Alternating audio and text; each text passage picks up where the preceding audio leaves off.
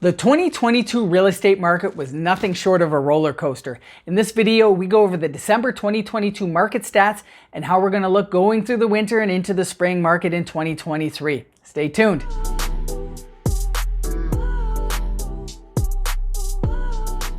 My name is Morgan Little. I'm a realtor here in the Greater Toronto Area who, on top of helping my lovely clients secure homes and investment properties, also likes to make little videos like this one to help you make sense of the crazy market.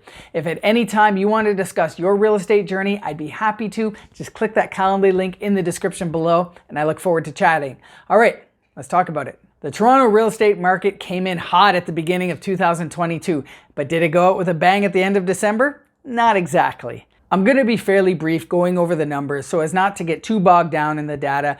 And to be honest, there wasn't a whole lot happening versus what we've been seeing over the previous couple of months. It's really been more of the same, interest rates rising and historically low sales. But before you click that X button thinking that there's nothing to see here, I will go over my predictions for what I think we'll see in Toronto and the Canadian real estate market in general moving through 2023. So don't go anywhere.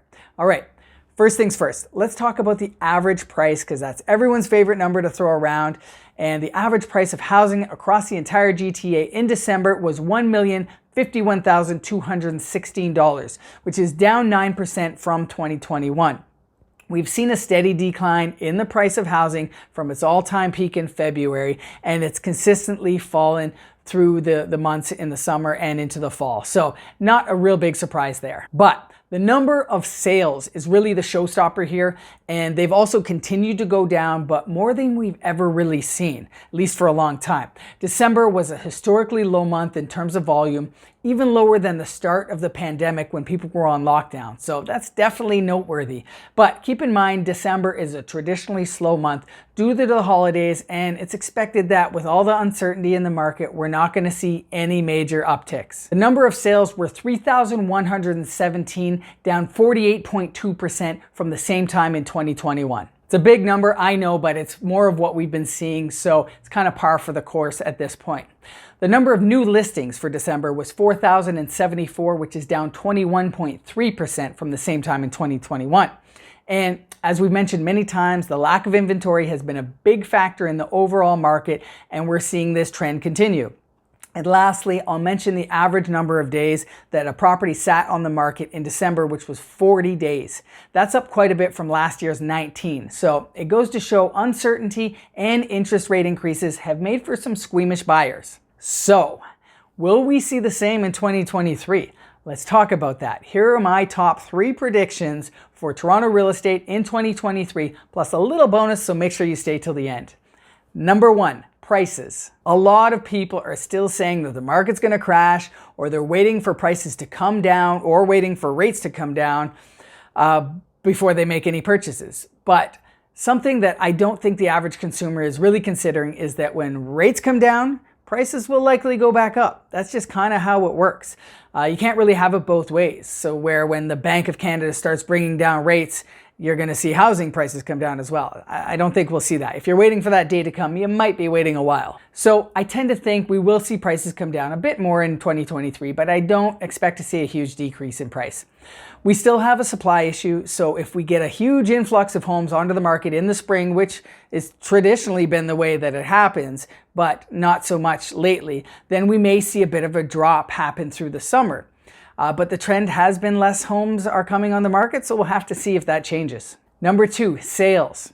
I think it's a safe bet to say that the number of sales will probably go up in 2023, especially since in 2022 it was so historically low.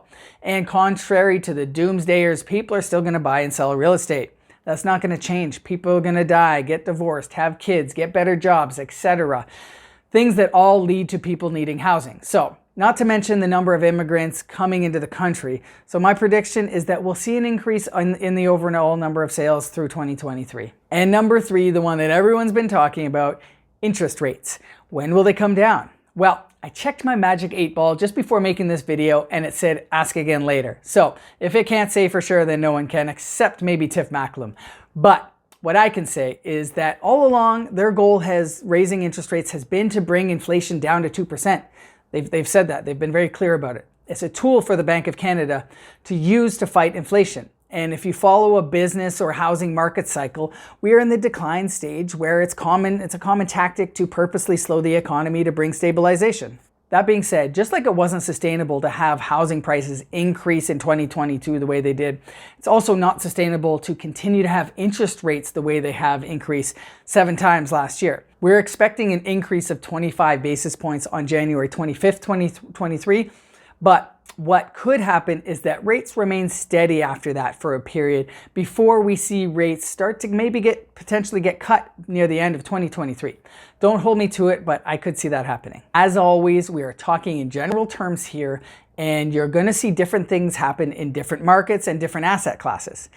And remember, you should be taking a long-term perspective when it comes to real estate. Try not to get too caught up in the month-over-month changes. And as a bonus prediction, let's talk about rents. This one's a little bit of a tough one because yes, rent prices have gone a little crazy to say the least, and it's not really sustainable for most people. A lot of people who were pushed out of the housing market, especially first-time home buyers, and decided to rent, that's priced out a lot of renters who were never considering or not able to get into the housing market. And as rates come down and housing becomes maybe slightly more affordable for those first-time home buyers who got priced out, some of these people may re-enter the housing market. But like I mentioned, we will be seeing a record number of people coming into the country as well who will likely need to rent. So I don't think rent prices can keep going up, but I definitely don't think that we'll see them come down in 2023. But that is just my 2 cents, and I want to hear yours. Put your predictions in the comments below, and let's continue the conversation there. Like always, if you'd like to hop on a call to discuss your real estate journey, I would be happy to. Click that link in the description below, and I look forward to it. Till then, be well.